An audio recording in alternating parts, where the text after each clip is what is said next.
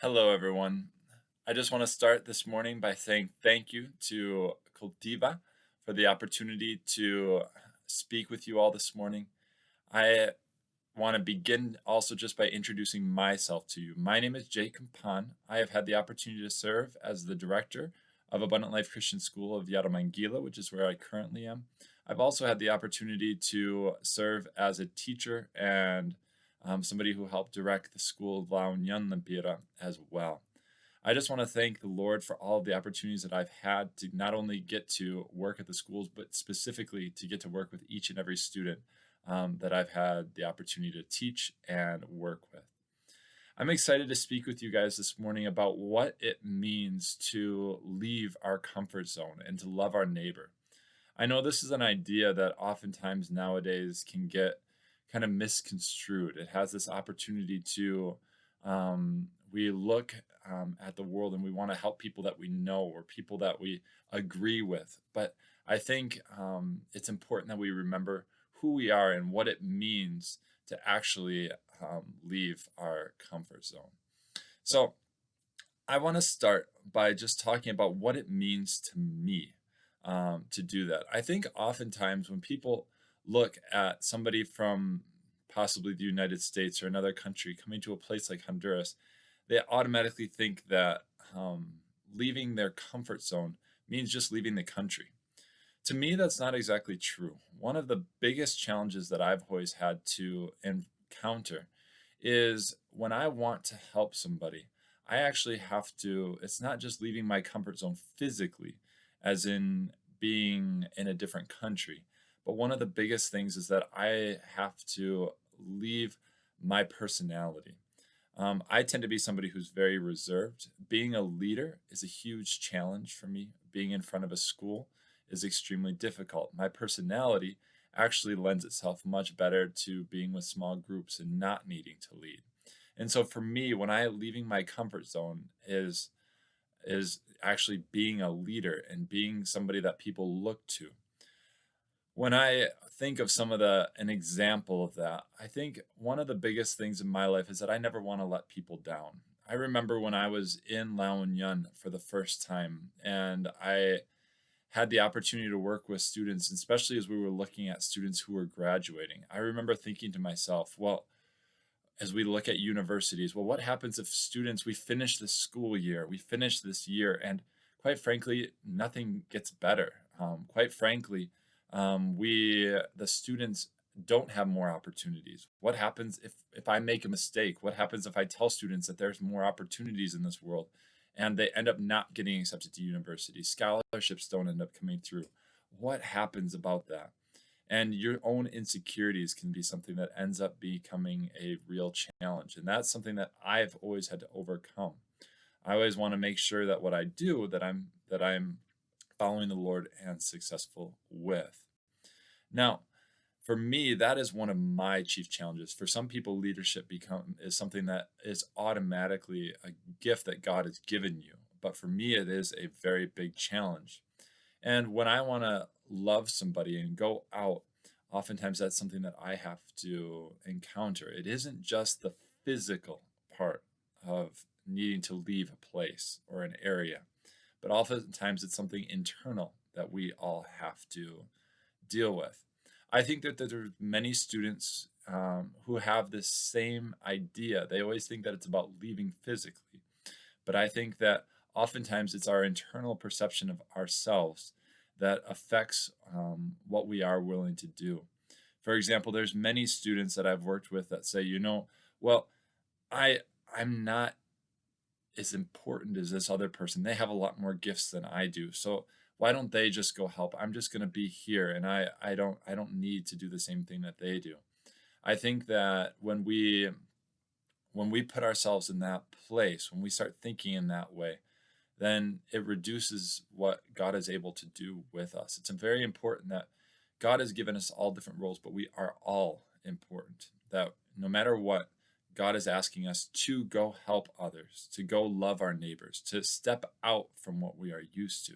And we need to make sure that we are doing all of those things.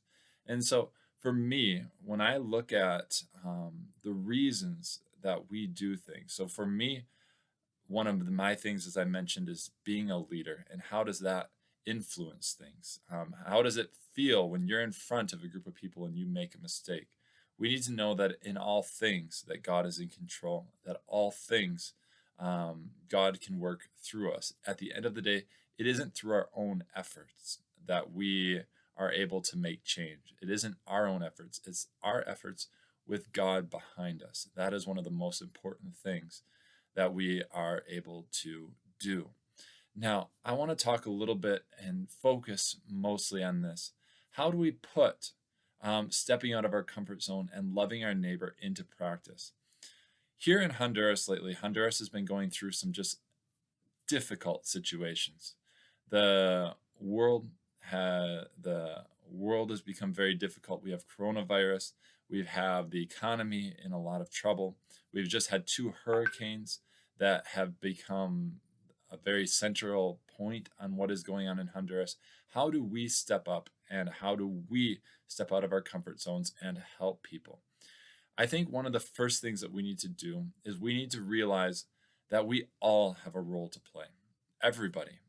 We can't sit back and say, well, these other people are doing it, and so I can't do anything. Even if it's as small as bringing food to somebody who's been hurt or affected, even if it's as small as a kind word, even if it's as small as any of those kinds of things, those are things that we need to make sure that we do. And so, especially when it comes to the hurricane, I know that we've all are living in places where there's been people affected. We need to look, each of us, at individual small things that we are able to do in order to impact the communities where we are. If we aren't willing to do that, if we aren't willing to look at ourselves and first of all make a change in ourselves to go out and do those things, even when it feels a little bit uncomfortable, the world won't get better. The world, people will continue to suffer. And so if each of us does a small part, then there will be a big change in the world.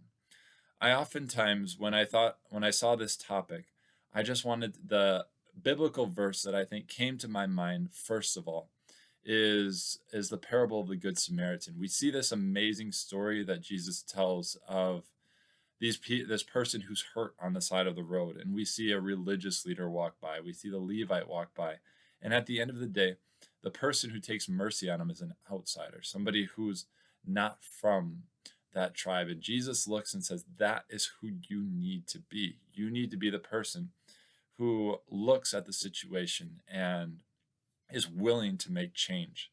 I think one of the important parts of that story is, especially when I looked at it, is just that it doesn't say that this person believed all the exact same things as what Jesus said. Jesus says when there's a need, we need to step into it. When there's a problem, we need to step into it. It doesn't matter if this person has the same political ideologies as you. It doesn't matter if this person believes the same thing as you. We are called to help. We are called to be there and to be of service. This is one of the most important things that we can do. I think oftentimes when we want to go and help, when we want to do something for other people, we try to look at results. We try to say, well, if I help you, are you going to use my help in the right way? Or are you just going to go back to the exact same life you did before?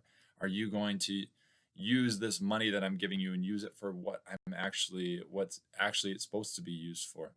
And I think sometimes we make excuses of why we don't help and why we don't step up and give. And oftentimes, when we make those excuses, we're not following what God wants for us. It's important that we are faithful, even if the results aren't always what we believe them to be. And we are faithful no matter what, whether the people believe with everything that we believe and with everything that we stand for. So I just want to encourage you guys today. I want to encourage you to be people who are willing to step out of your comfort zone. For me, it's not just leaving a place. It's things that we have to deal with internally, whether it's stepping into a leadership position we don't feel comfortable with, whether it is talking to people we don't know, whether it is doing things that we've never done before. And when we look at the situations that are taking place right now, in a place like Honduras, whether it's the hurricanes, whether it's coronavirus, whether it's those types of things, instead of running away and saying there's people who are more qualified than me, it's important that we step in and do small things. If we all do small things, the situation will improve, the situation will get better. And so I just want to encourage you guys with all of that today.